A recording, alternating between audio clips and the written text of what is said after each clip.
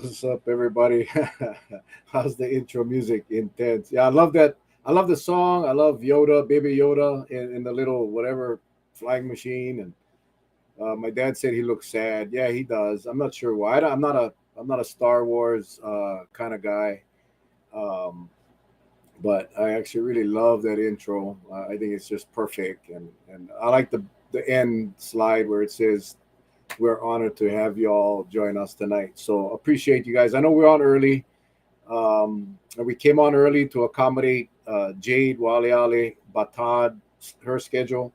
Unfortunately, she's in a location that's having a rough time connect, so I'm not sure if she'll be on or not.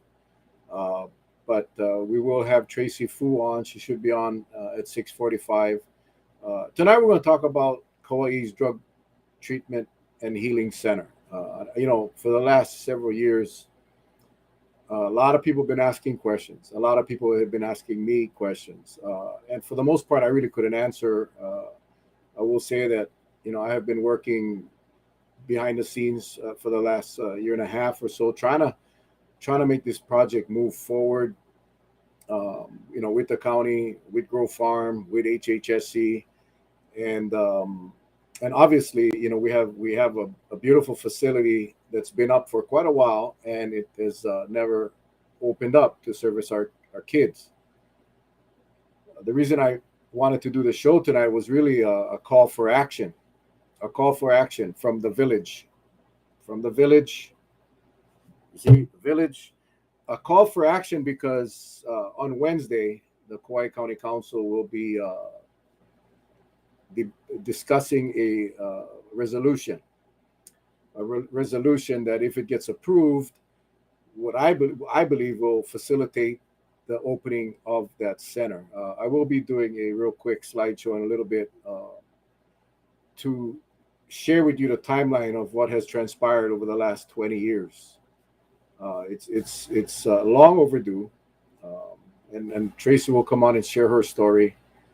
And again, I know it's early, and I know most of our villagers pop on, at 7 or a little after. But hopefully they'll all watch the replay because it's an important.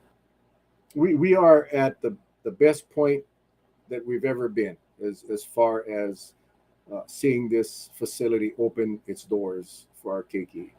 And I'm going to ask each and every one of you tonight and tomorrow, whenever you're watching this, that to submit testimony or even show up on Wednesday for the council meeting to let the council members know that you all support this. And again, once we get through the discussion, it'll get clear as we go along. But we all know one thing: our kids are dying. Our kids are struggling.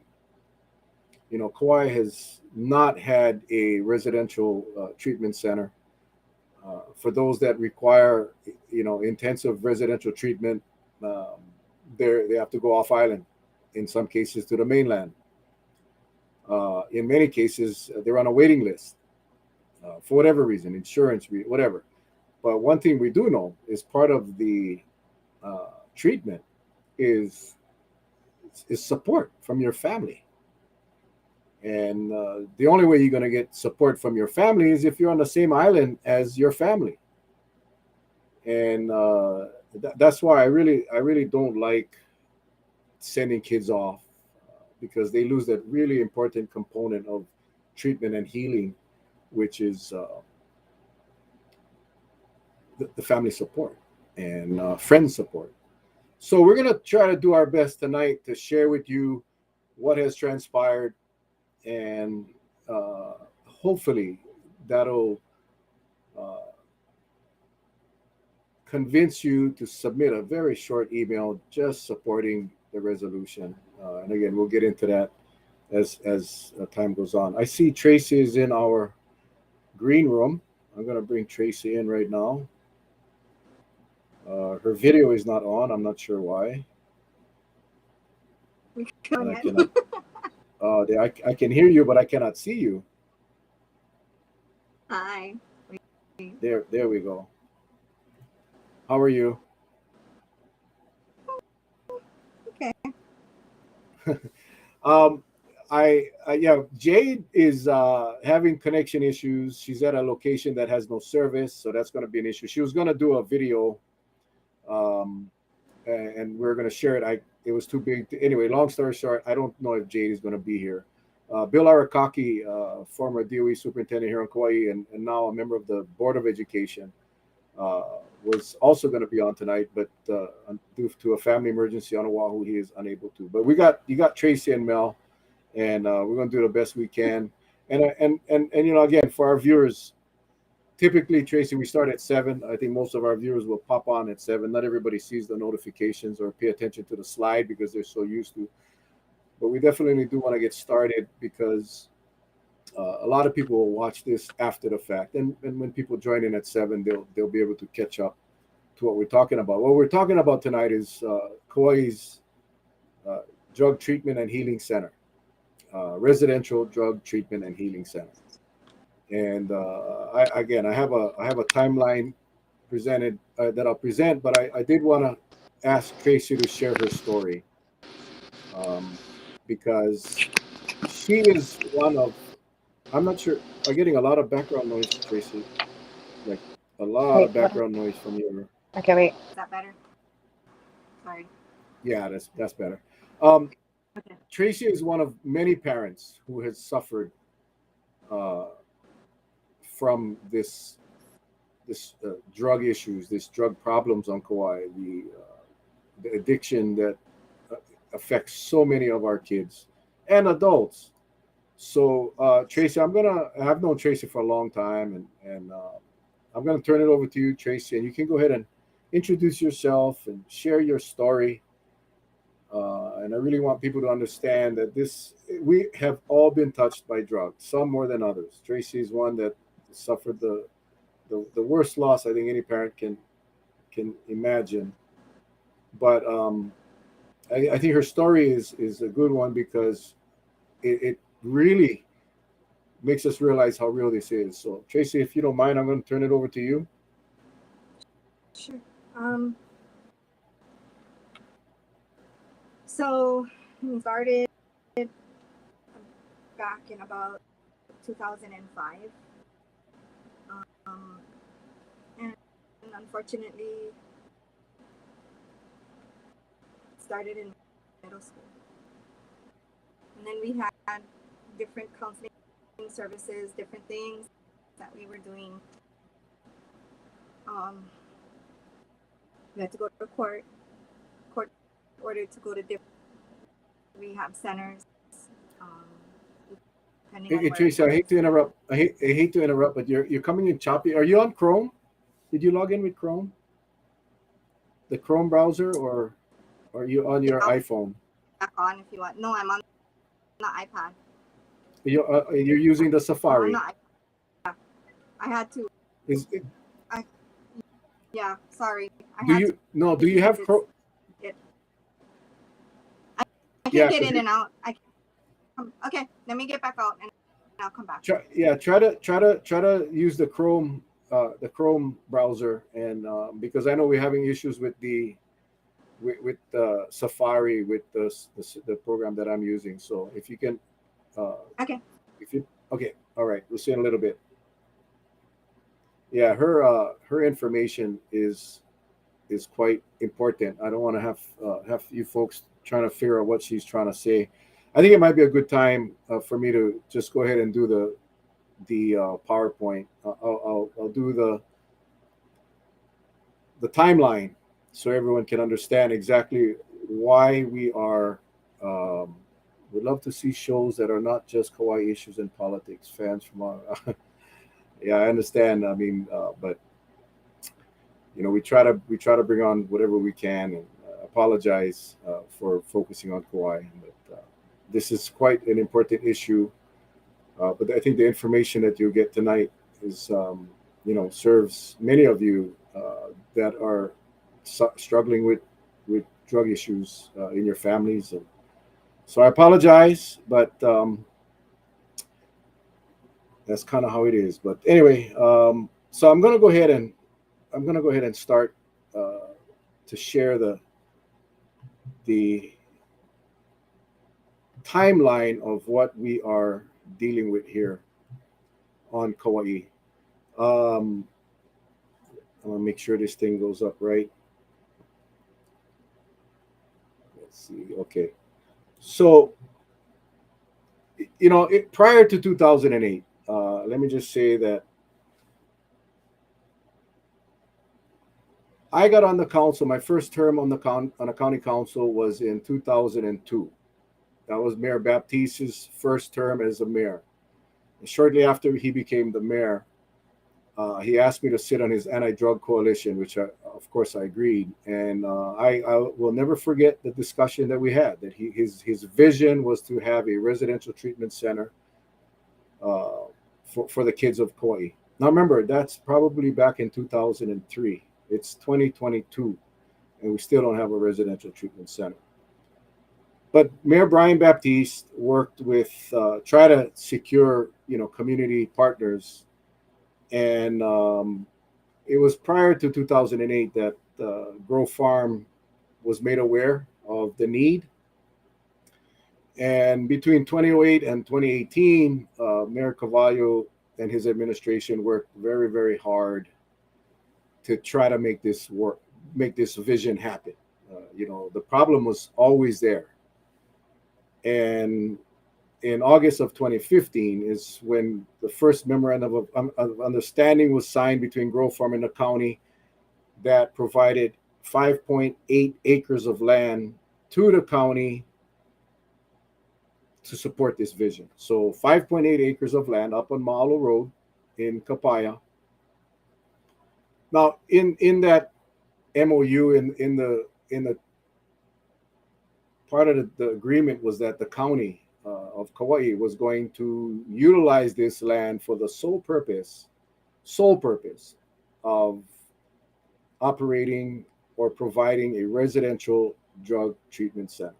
That was the sole purpose or the sole requirement, that the Grow Farm would provide the land for free, but the county was required to make sure that a residential treatment center was going to be operating.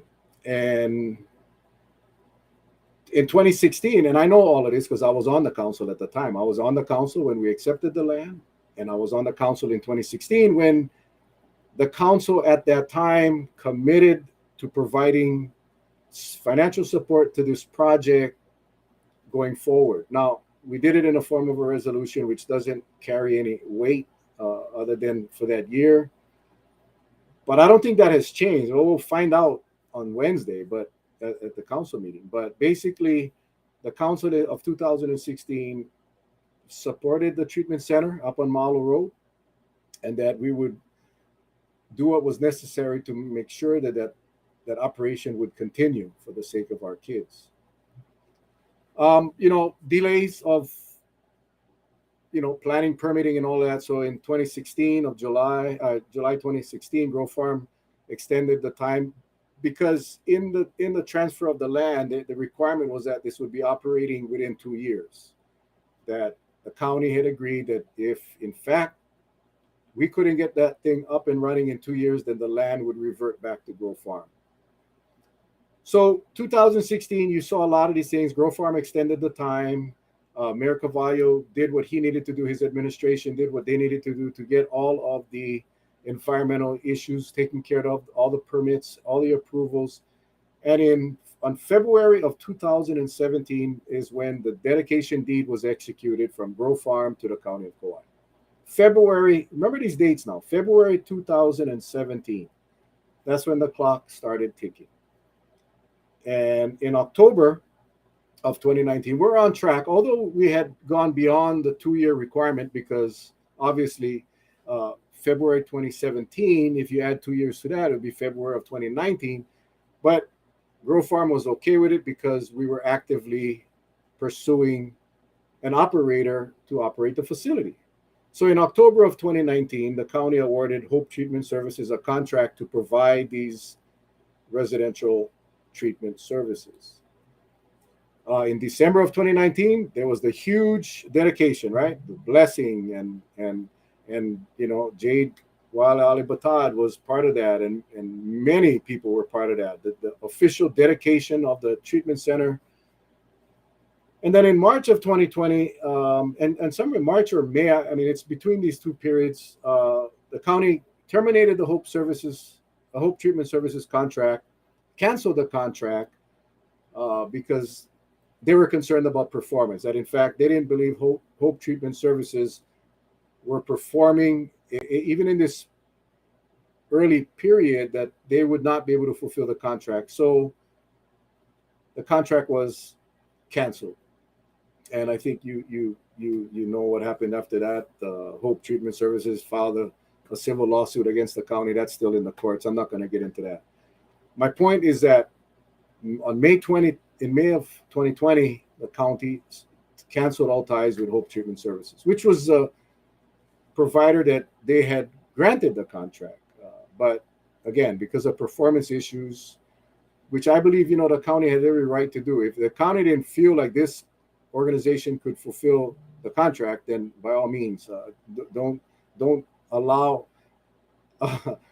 people that can't do the job. Don't give them the money if they can't do the job. You cancel the contract. But the disturbing part in all of this was in June of 2020. Remember now, it was February of 2017 where the dedication was officially executed, and in fact, the 2-year period started. In June of 2020, it was revealed that the county now had changed their focus, and instead of pursuing a residential treatment center, that they were going to turn over the drug treatment center building, which had been, again, the land was donated. The state put in $5 million, and I believe the county put in $1 million or $2 million. I think it's like a $7 million investment in the building, which is an amazing building.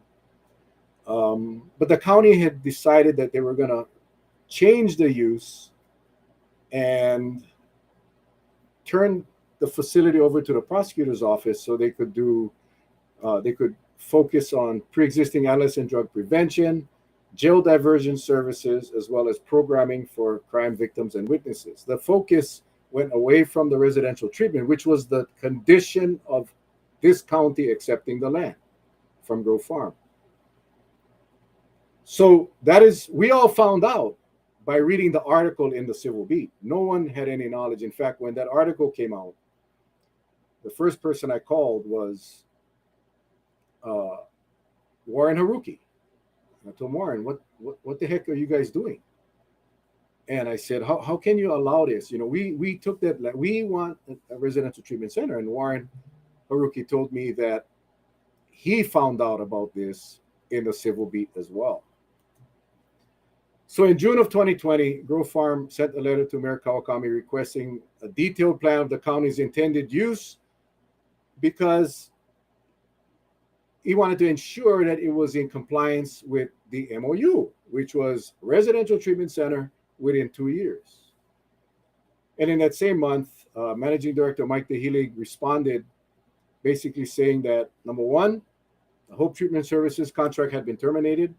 Number two, they were going to be using this facility to take care of COVID-19 isolation patients, or not patients, because there was absolutely no treatment. There was an isolation facility for people that tested positive.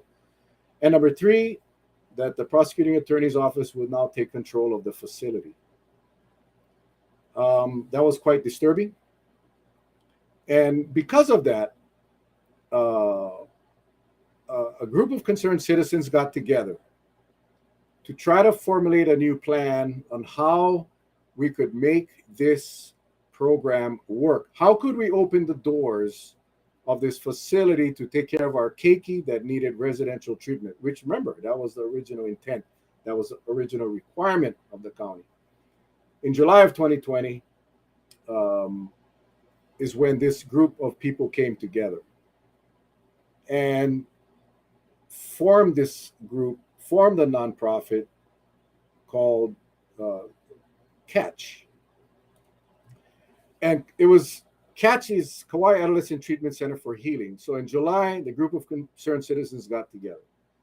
In August, Department of Education committed year-round staff for five and educational materials for an alternative learning center at the treatment center. Um, at the time, DOE Superintendent Dr. Kishimoto supported the treatment center and its intent to provide adolescent health care and education to Kauai's youth.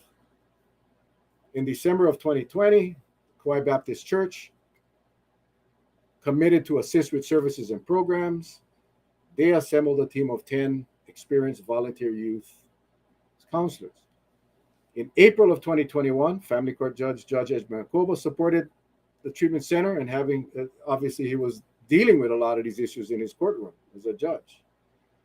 And finally, in May of 2021, the nonprofit entity Catch was incorporated under the Hawaii Health Systems Corporation for the purpose of receiving grants and private foundation money and other potential donor sources. And I was honored to be asked to sit on that board. And that's when Catch started. And Catch had a plan that we were going to work with the state, with private vendors, private providers, private funders, that we would, raise the funds so we could get this place open.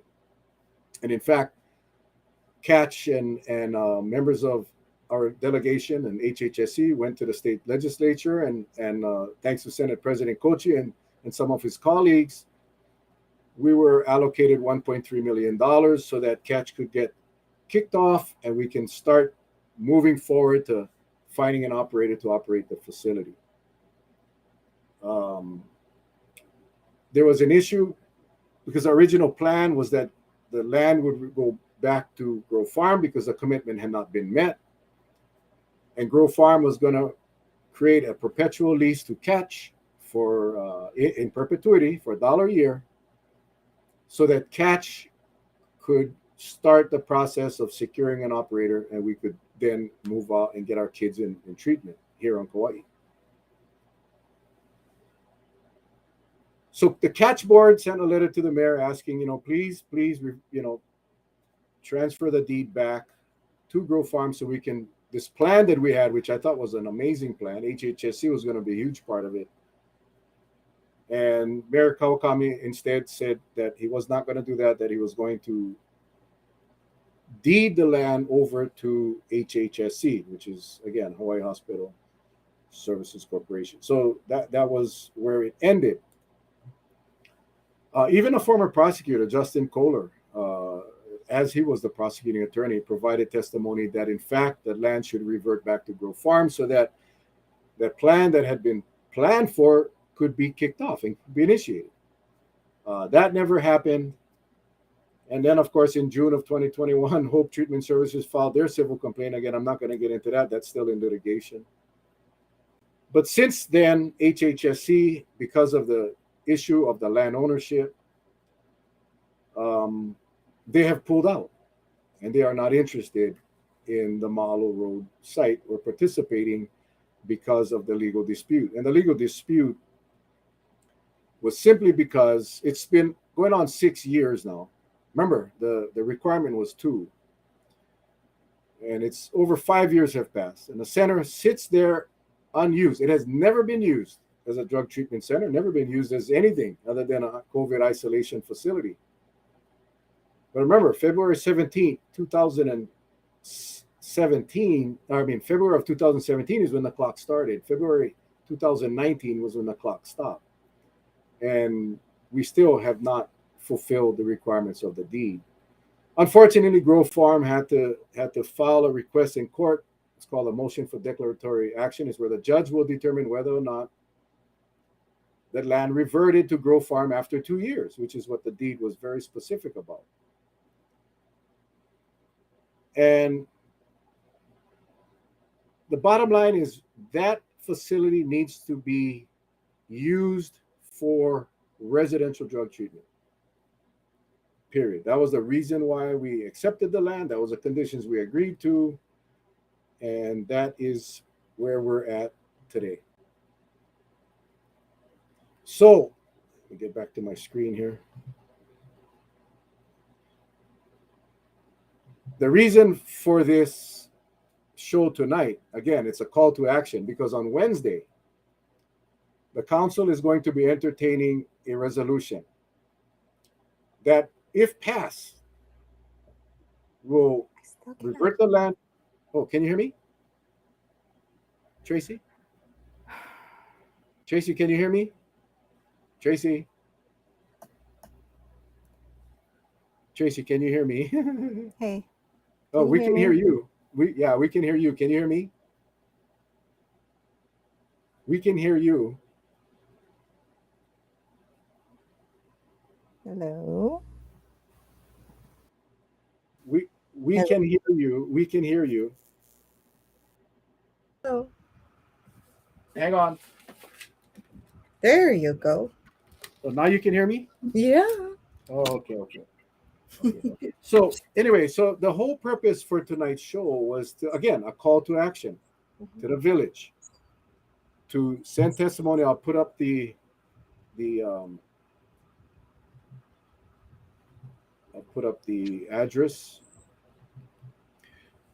because on Wednesday they are going to entertain a resolution that basically reverts the land back to Grove Farm as was required by the deed.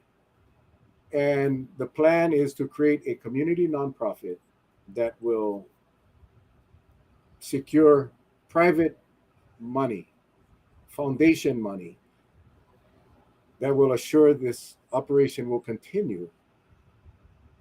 And that is why we are here tonight.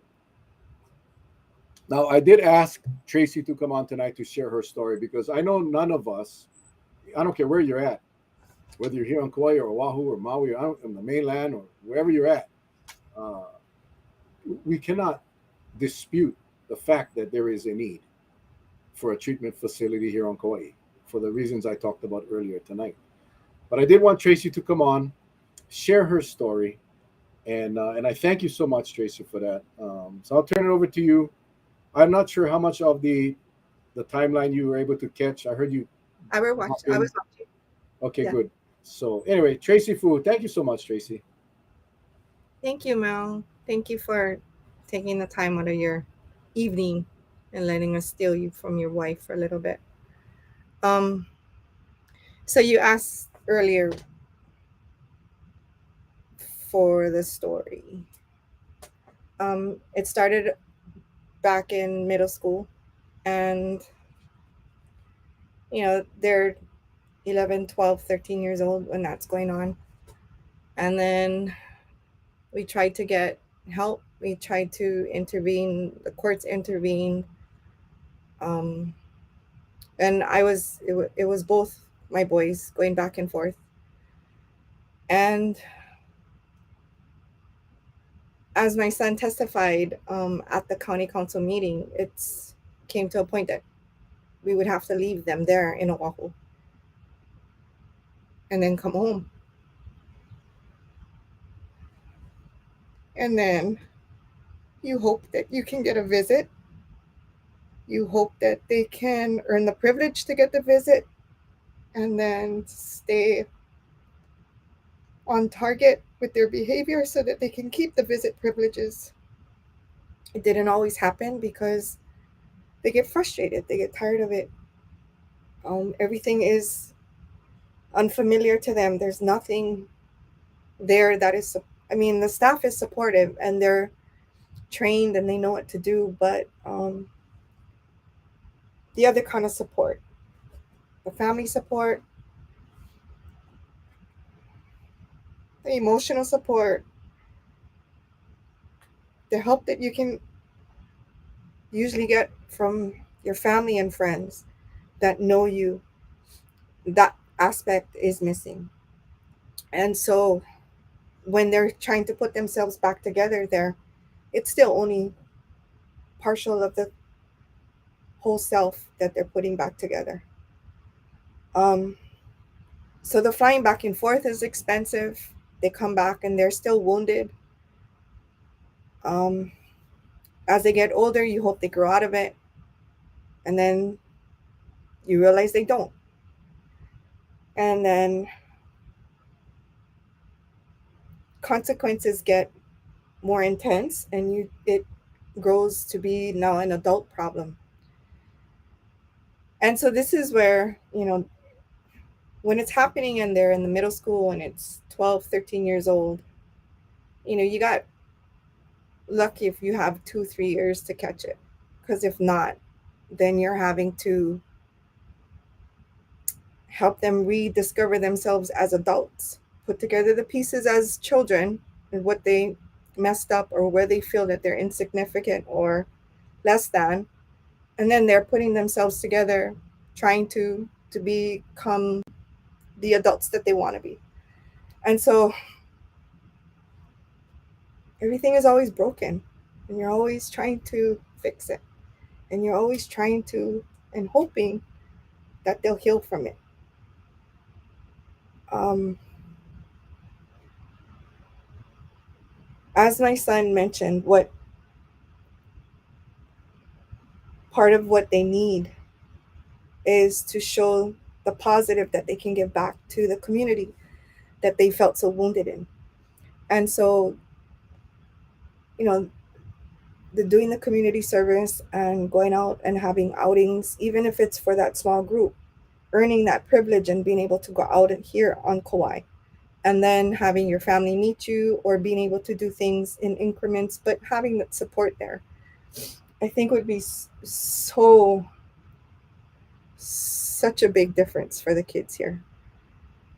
Our kids don't realize, it's so sad because they don't realize they're born into these situations and then they don't realize what's here. You know, when I was going to school, I think the biggest fear that we had was marijuana and alcohol, and then it grew into maybe, I think it was cocaine back then.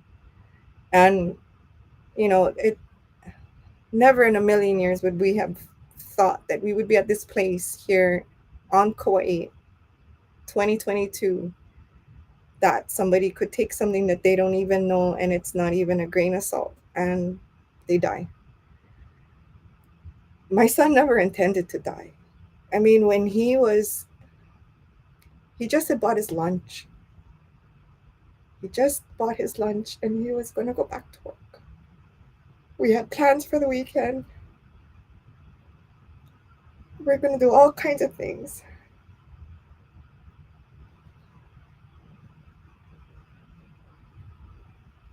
And I think in all of it, the sad and frustrating part is, the facility sits there, but it can't help one person if it's closed. There's no way.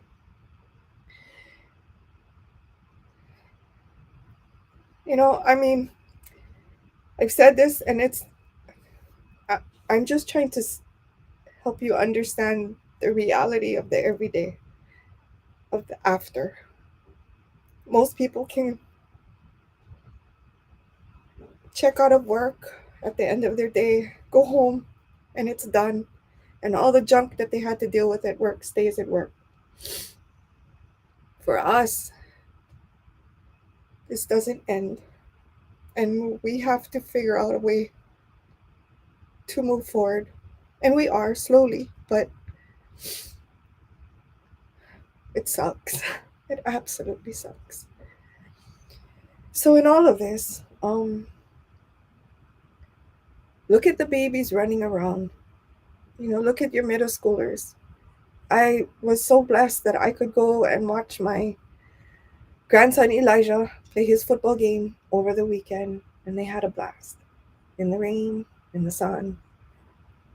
But that's when they're the innocent ages and they have so much fun. And so look at the kids when they're running around, because in 10 years, those are the kids that this treatment center is speaking to. All the kids, preschool all the way up, no matter what. They're going to be living here. The facility will be for them if they need it. But we need to have the facility open in order for them to do it.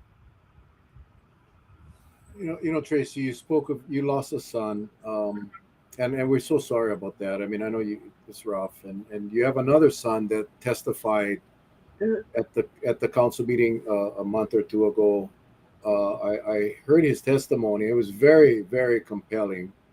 I mean, and he also experiences challenges, Mm-hmm. and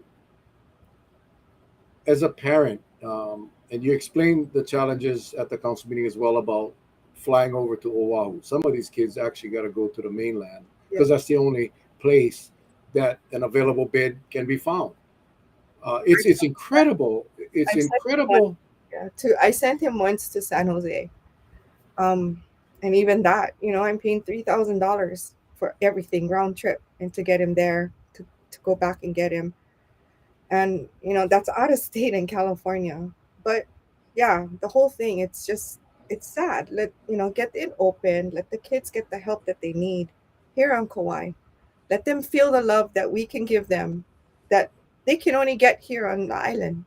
Let them recover with a Hummer assignment or a spam musubi versus having to jump on a plane and go sit someplace in San Jose, California, and not know anybody and be feeling so alone, and yet somebody require you to get all your ducks in a row and heal as a human being. And it's just, I mean, you're asking them to thread a teeny tiny needle, and these are children.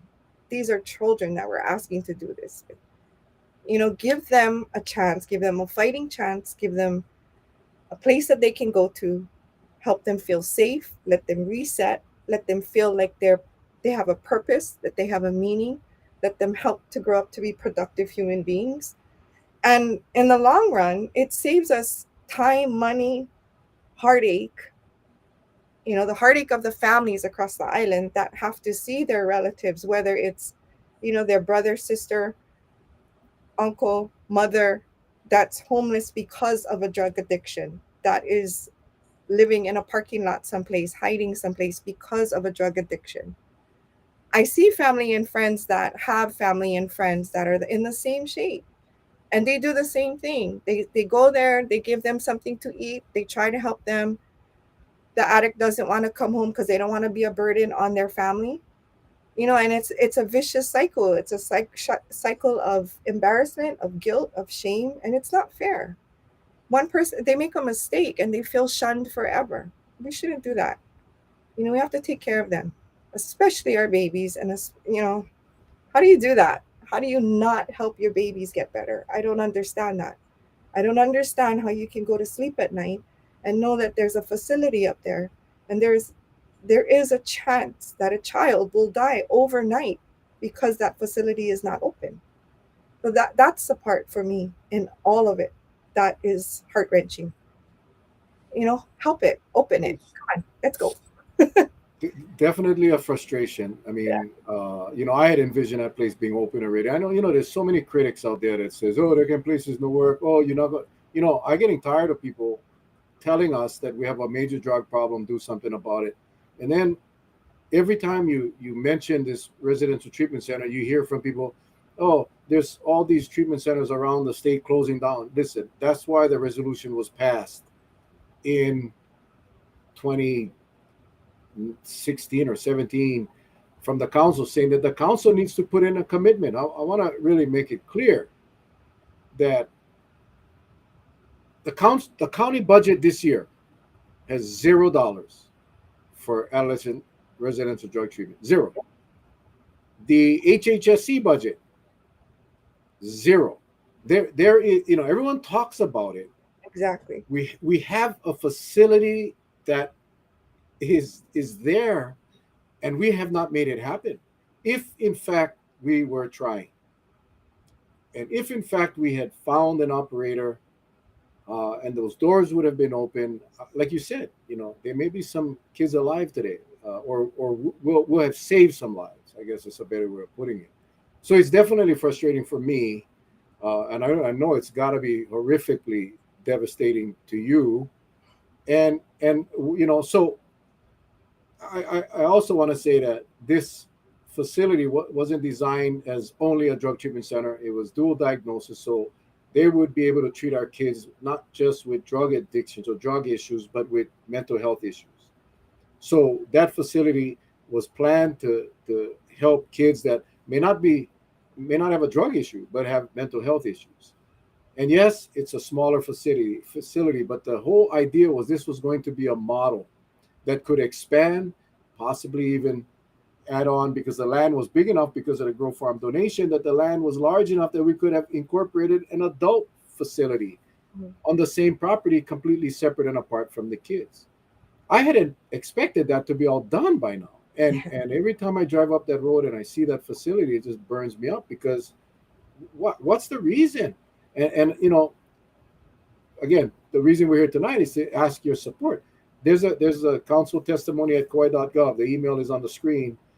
Go ahead and send an email to your council members and say, hey, that email will go to all council members. Just say, hey, please support the resolution. Let's get this thing rolling so we can have that place open as soon as possible, and stop messing around with all these naysayers that say we cannot get it done. I mean, my lord, we need to get it done. There is no option. There's like really, Yeah. we have our kids dying, and affordable housing is a huge issue, and the county is doing what they can. Residential drug treatment services are just as critical, and we need to start putting our money where our mouth is and getting some money in there and making this thing work. We got to make it work. We have the land free. Thank you, Grove Farm. We have the building. Thank you, State of Hawaii, Ron Kochi, and all of our delegation and the state legislature. Everything is there. Let's just go get the doggone thing open at whatever cost. Let's get it done. And, Yeah. and the idea with the community nonprofit running it, no more procurement. No need to go out for three bids. We find an operator, you raise the funds, bring them in, get the doors open. And I'm hoping that the council gets bombarded with testimonies from each and every one of you in the village, because this is a call to action, folks. This is we get till Wednesday, and I'm hoping that you guys will answer the call. Uh, Tracy, Yeah. have you have suffered a humongous loss, but you have also kind of now redirected your life to help not just the kids, not just uh, the addicted, but also to families. You want to spend some time and share a little bit. I know you don't like talking about yourself, but I just want our village to understand that a really bad thing uh, is producing some results that's going to be beneficial to a lot of people. So please take the time and share what you're doing right now. Well, part of it is it's just such a punch in our gut as a family. I mean, if you look at my Facebook page, I just changed a whole bunch of pictures on it. I do not usually come on Facebook, but um, I changed the background to show that was his family. That was on my cover. The cover photo is all of his immediate family, and then it's just a reminder for all of us. We got to do this. Um, it has to be done. I in the process we decided, got together as a family, and we decided our loss would need to have a purpose. We need to do something to make it better. So we're creating a foundation, an Austin Ikaika Foundation, and that is to help the addicts. That is to go out and provide outreach. And my Earl Jr. is amazing at that, and that is the world that he can make the most difference in. And he has been, um, honestly, taking rides where people usually don't go, just to make sure that the people feel that they're not forgotten. So that part and that foundation would be to help the addict, to help support them and all different ages, whether it's adult or child, whatever we can help with, whether it's a meal or just to help them feel loved. It's sit there and pray with them, um, just to have them feel like they count and they are a human being. The second foundation would be to help the kids that are surviving, to help the kids that are growing up without the parent or with the parent that is addicted to the drug. Um, and so that's the other one. And I know there's a lot of hurting moms out there, and this has really been it's been kind of bizarre because over the last week, I've every day run into a mother of a child about the same age as mine that has also died. And I'm not saying that they're all from a drug overdose, but I can remember a time when it was far and few between. And now there's at least 10 of us in Kapaa alone walking around, which is sad. But all in all, we're going to refocus our efforts to make sure that our loss is we direct it to something that's positive and helpful. The mental health aspect of it is very important. It's we cannot have them feeling guilty or embarrassed when they ask for help. Then nobody will ask for help. And that's just ridiculous, because if you break your arm, you're not going to be ashamed of asking for help. If you need to use a crutch, you're not going to ask somebody for help with, you know, feel embarrassed for helping with crutches. So why would you feel embarrassed for help with a mental health issue, but only because society makes us feel embarrassed? So please, let's break down these walls. And that's what these foundations are about, is treating each other like human beings, helping each other feel purposeful and as loved as possible, and helping them be productive human beings going forward. Because in the long run, if you don't take care of each other, we're going to end up taking care of each other anyway in the long run, in a different way. So we can either take care of that person as a homeless person, or try to help them be a productive person. Your choice. But I prefer to help them be productive so that we save money, time, heartbreak, and effort on the other side. But thank you, Mel, for all your No, time and your effort and everything that you do for this and everything else. I thank you. well, thank you for sharing. I mean, it's again, when I heard your son testify, it was like, wow. I mean, it's these it's one thing when a doctor with a white jacket and a stethoscope around the neck come and talk to you about addiction, versus someone like your son that can come Yeah, in and he's lived it. Uh, yeah, being an addict never goes away. You're no, always in recovery, and we all know how tough that is. And that is why I think this center, the DOE, as I read earlier, committed 5 full-time positions. mm-hmm, Part of the plan when they built that facility was 2 classrooms mm-hmm, for the kids that are in residential treatment that still need to go to school, and they had furnished all the buildings. That place was ready to open. We just needed the operator, and the DOE, as of this moment, Bill Arakaki again, who couldn't make it tonight, has committed their support.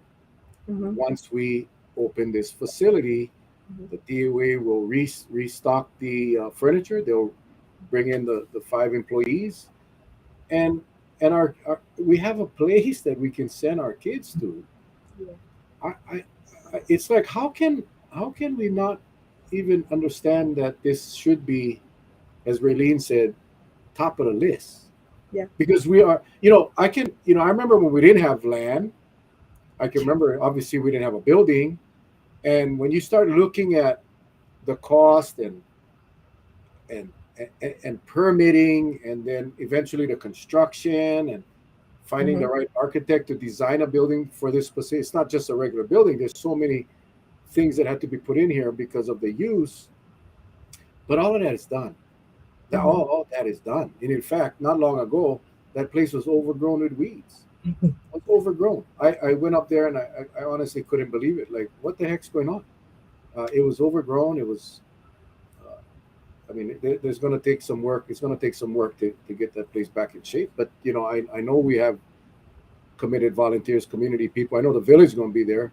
Mm-hmm. But I guess, Tracy, and I know you've been vocal as well. How much, how beneficial will this place be? I mean, obviously, Excellent. when you're when It, when it you're will, it will benefit Kauai exponentially. I mean, how can you not? you're helping it grow. I mean, you're helping the child grow into be a productive human being. That is the goal. And nobody is perfect. Everybody has their wonkiness no matter what happens. So the children just need some place to land. If we have, oh my gosh, if we have different programs, different things for them to look forward to, it'll help them heal and actually open up their eyes to different opportunities so they can grow into be happier adults raising happier children. They can stay here on the island.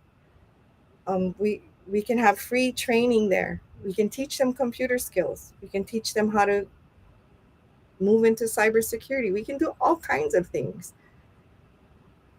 Bottom line is they need to have a place to heal. They need to have a place. They need it to be open. Open the door, let the kids go in, and let them do the work that they need to do to heal. Well, that was one of the best things they did, and I really want to thank Teresa Koki. Mm-hmm. She has been a fighter for this project for, I guess, decades. Definitely over a decade, Yeah. and she has been a part of this for so long. And I spoke to her today, and she's so frustrated because again, you're on this track. You're on this track of that you can see the light at the end of the tunnel, and that at some point, we're going to get there, and we're on the goal line right now. We're on the goal line. We get everything. We just need the operator.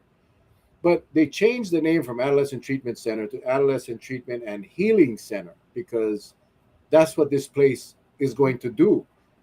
When they went out and try to find the location, I know you know this, Tracy, but for our viewers, this wasn't just an available piece of land. This was a piece of land that Grove Farm said we want to help, but it had to be the right place. It had to be a place that had the feeling. And I wish Jade was on because she could explain that. But this place was selected for its its cultural significance and the healing properties of this land.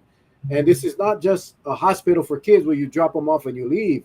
Obviously, I already have talked about the DOE component. There's an ag component. There's a as you mentioned, computer component. There's an athletic component with a basketball court. With people, these kids are going to learn how to raise animals and how to grow kalo. I mean, this is not just your drop them off. They're going to see one doctor and one counselor, and no, this is residential, and we're going to take these kids that are broken. That's the best way to explain it. They are broken, and through this program, with all of these other agencies collaborating, it's not going to be one operator. It's going to be an operator that oversees the operation. However, you're going to have our local ag partners and our local farmers and ranchers that's going to all put these programs together. So these kids, you said it earlier, right? We're going to give them a purpose. Mm-hmm. We're going to give them a purpose so that they understand that they are not just a piece of crap. They are not rubbish. I get infuriated when people look at people with drug addiction and mental health issues as lower people of society. These people deserve our help. They deserve a chance. And this, to me, when they added the healing part of this, and again, I just saw Teresa pop up again. I want to say thank you, Teresa. When they added the healing component, to me, it tied right in with the land and the plan, and that's kind of what I hope to see in a very near future. Because as you mentioned, and you experienced this, Tracy, how important is healing? The treatment is, of course, it's needed, but how important? And I'll let please answer how important is the healing aspect?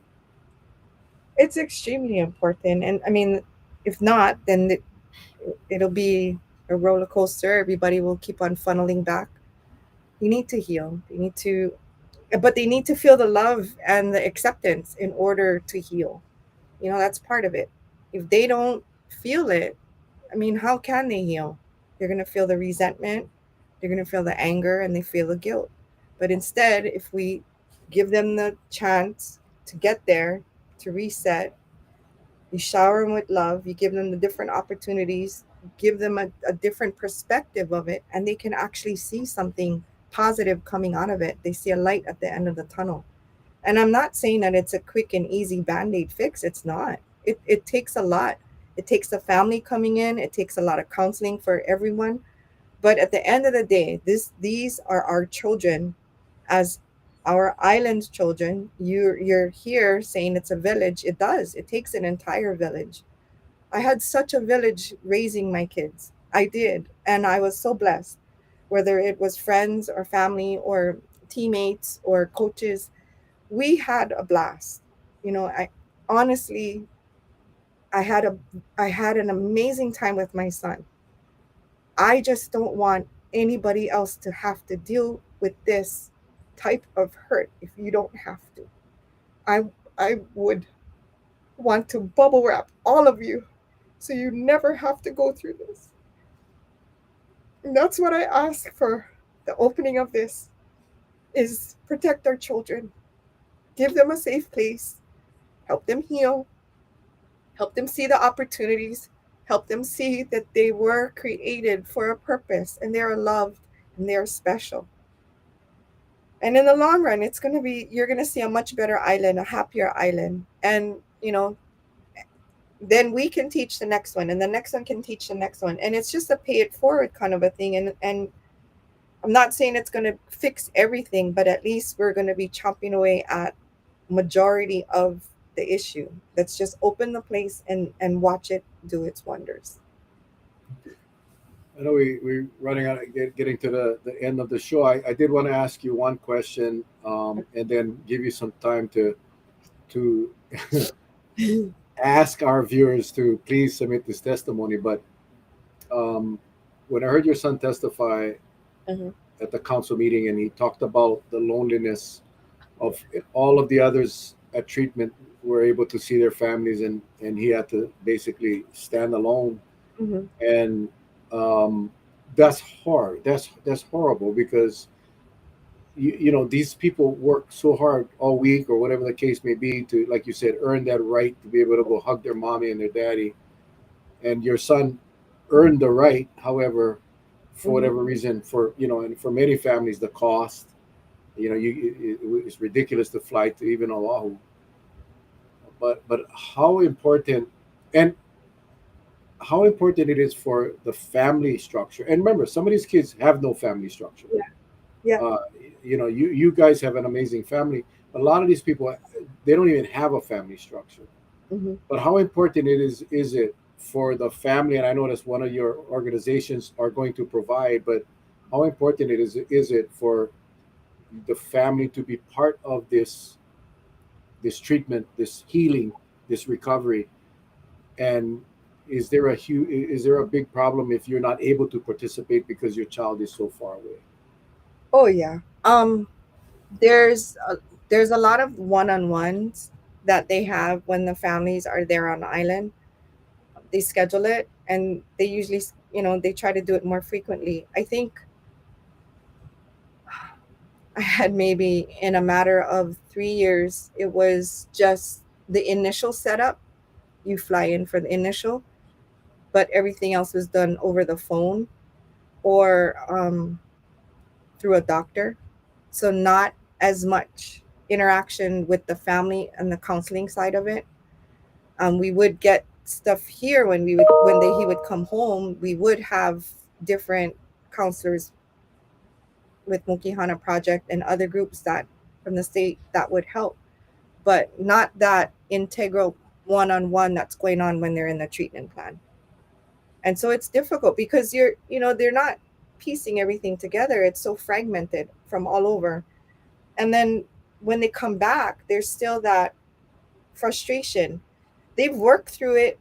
The Oahu students or Oahu patients, they've worked through it through their first, second, third visit with their parents, that rough spots. And there's always those rough spots. But when you're living here and the parents barely get to go back and forth or barely get to participate in the one-on-ones or barely get to have that constant visit or constant connection with them, what is a third visit for an Oahu parent is usually the first visit for a Kauai parent. meaning you're pushed back that many months in development or recovery with your child, so that when they're coming out, you're still doing this it's hard. You're still doing this, and so we miss a lot. We really do. We miss a lot of the interaction. You miss seeing them grow, seeing them earn their privileges.